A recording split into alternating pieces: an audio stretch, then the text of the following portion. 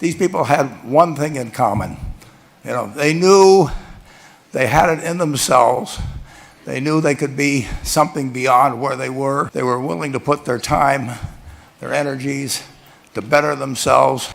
What you really could do with more skills, it's just remarkable. So I would like to just tell you a couple of short stories. We'll draw maybe a couple of lessons from them. I would like to tell you of two women that each sold a business to Berkshire Hathaway, to me actually, for many, many, many millions of dollars.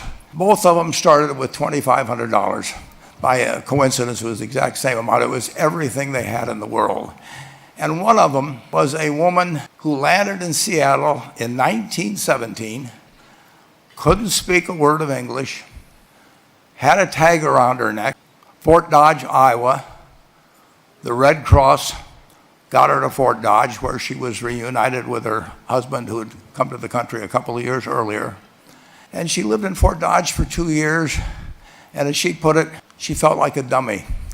She couldn't pick up the language. She couldn't learn a word. And so she and her husband decided to move to Omaha.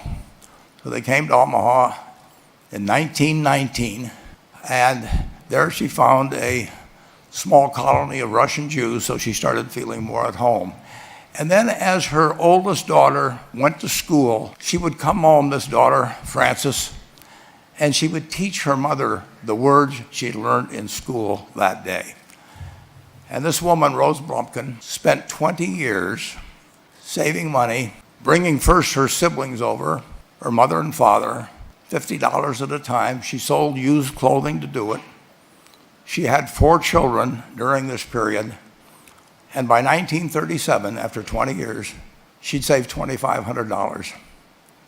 She went to Chicago, and she bought what she could of furniture. Her dream had always been to open a furniture store. And this woman who had never gone to school one day in her life, with $2,500, but with the same spirit that the people in this room had about having a dream and working to accomplish that dream, she built a business which she sold to me in 1983 for $60 million approximately, and which did $1.5 billion worth of business last year. The 4th generation is working in that business. This woman, Rose Blump, she worked for me until she was 103. And then then she retired, and she died the next year, which is a lesson to all of Berkshire's managers that premature retirement, you can't tell what's going to happen. But Mrs. B, with her $2,500, one further fact about her: she could not read or write. And she went into a furniture business, and she didn't bring anything unique in furniture, but she brought a determination to succeed. She knew she could outwork anyone else. She knew she cared about her customers. She worked at very low gross margins, but she built this incredible business. Today, I'd like to tell you about one other small business person. This person, I went to buy his business from him, and he turned me down, which was very wise. But this was a fellow who was born about 8 years before I was. He was born in 1922. We'll call him Jack. Lived in the Midwest. He was a pretty good athlete, didn't like school much. And I'm going to tell you one thing early in the story. Maybe you can figure out who the guy was. The company he built hires more college graduates each year than any other company in the United States. And this fellow, who was destined for this but did not know it, Jack, went to college for a year and then dropped out. He really wasn't that interested in school.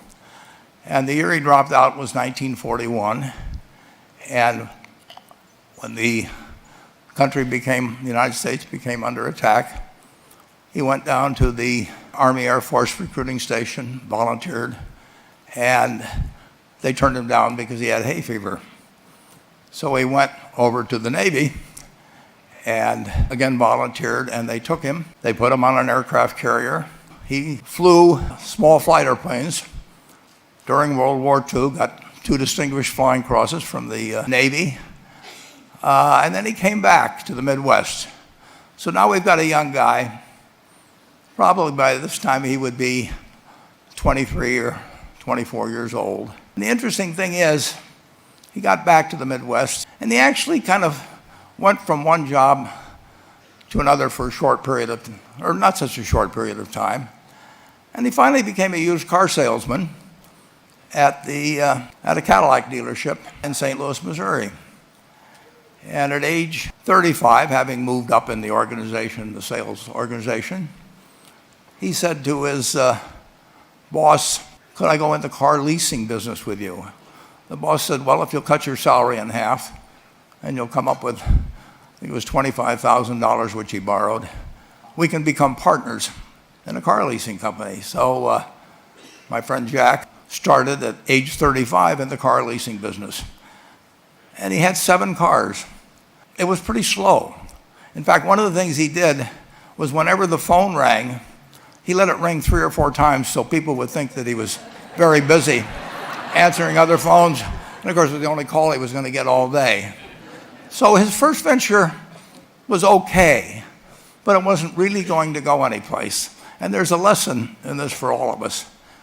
At age 40, he decided with 17 vehicles, 17 cars, he was going to go into competition in the rent-a-car business. So now he's taking on Hertz and Avis and National and people like that who have hundreds and hundreds of thousands of cars. And he's got 17 cars, and his cars aren't any different than theirs. I mean, he's buying them from General Motors or Ford or Chrysler.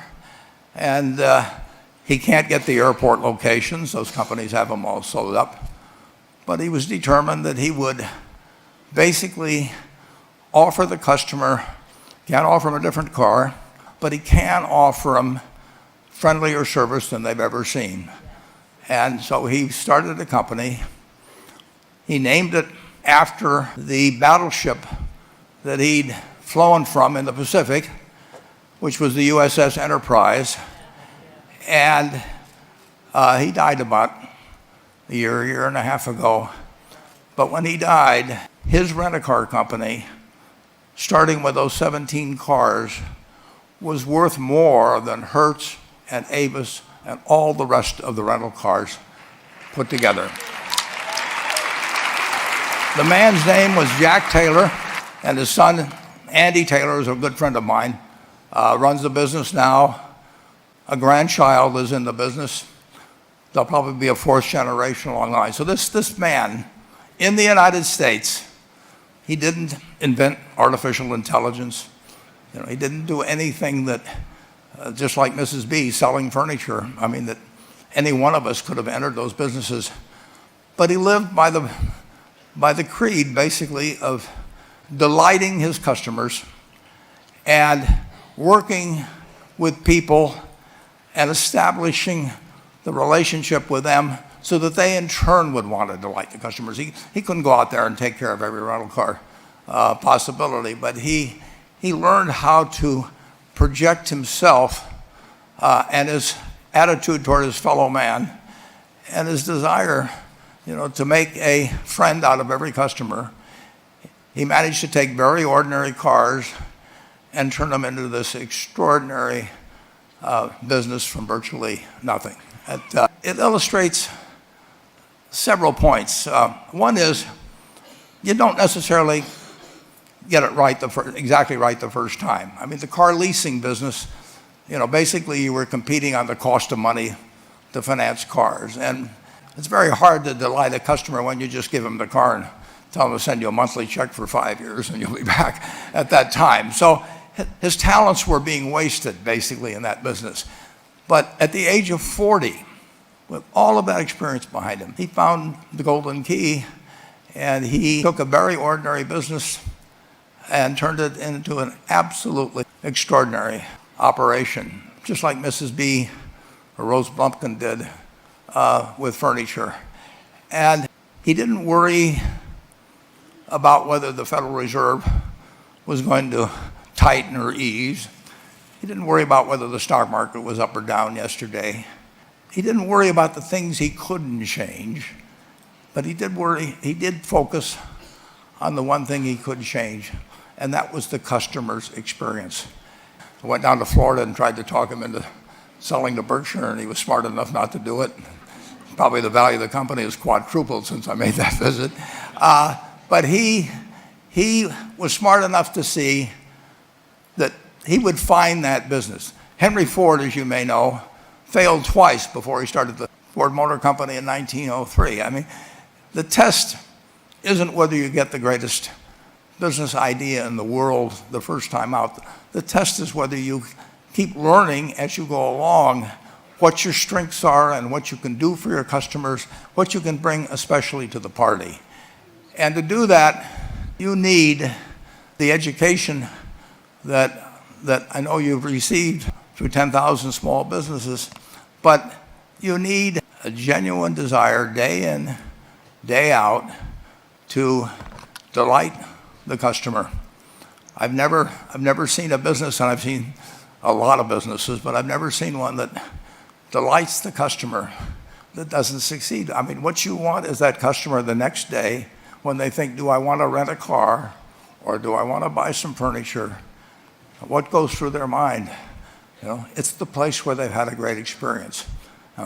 I don't know what I paid for this tie. Actually, probably if somebody gave it to me, but for the purposes of this speech, I will say I have no idea. But or the shirt I'm wearing, or this, but I do know. I will remember how I was treated when I bought it. I mean, you long forget about the price, but you never forget whether you had a good experience or a poor experience with the purchase experience.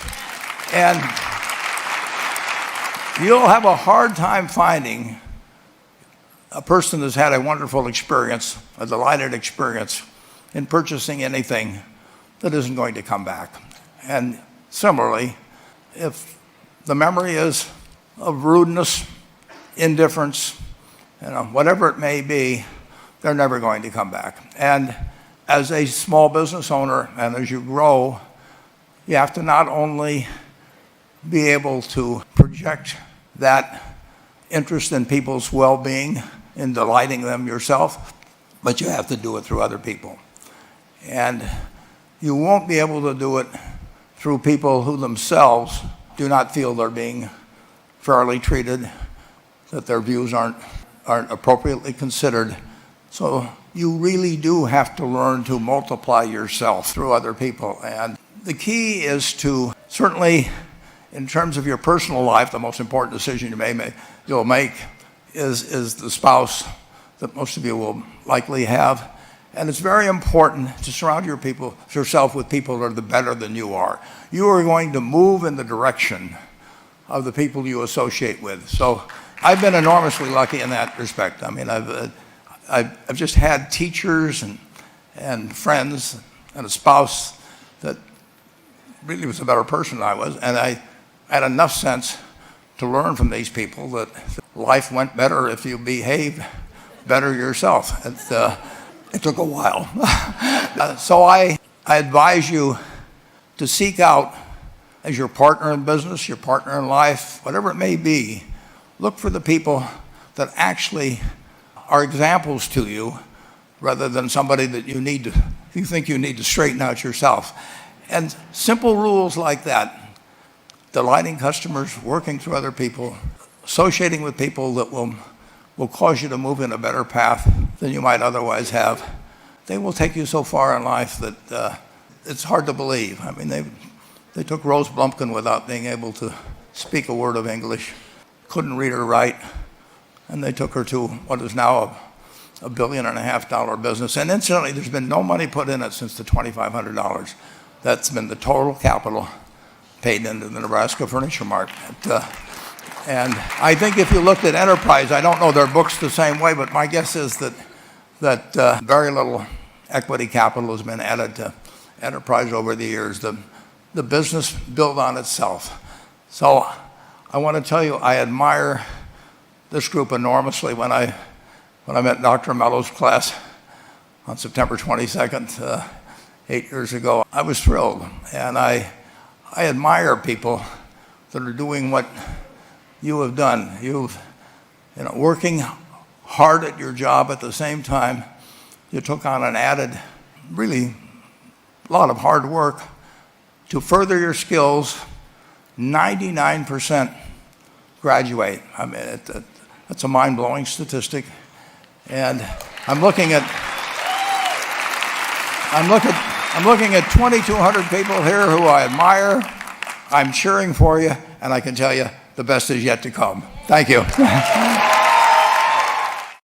最後までご視聴ありがとうございました。いかがだったでしょうか？数々の修羅場をくぐり抜けてきたウォーレン・バフェットさんだからこその視点で投資をする原点を教えてくれたプレゼンでした。もし需要があれば、今後も日本人の方にはあまり知られていない海外の著名投資家などのプレゼンを日本語訳をつけて紹介していきたいと思います。もしこの著名投資家はぜひ紹介してほしいっていう方がいらっしゃれば、シリーズとしてたまに出していきたいと思います。第85回の動画ではゼロから億万長者になる7つの秘密という非常にモチベーションが上がる内容をお送りしてとても好評だったため、私が尊敬している海外の著名投資家などの意見を皆さんと少しでも共有したいと思いますが、若干レバナスとかけ離れてしまう可能性もあるため、サブチャンでの運営も考えています。そこら辺も含めてご意見などいただけたらと思います。それでは3月10日時点でのレバナスに2000万円投資した運用成績を公開していきたいと思います。3月10日時点での投資額2292万円に対して評価額1905万9285円で運用利益は386万4440円の持ち出しとなっています。第85回の時も申し上げましたが、新型コロナウイルスに感染してしまったので声の調子が悪いため、今回も著名投資家のプレゼンを紹介させていただきました。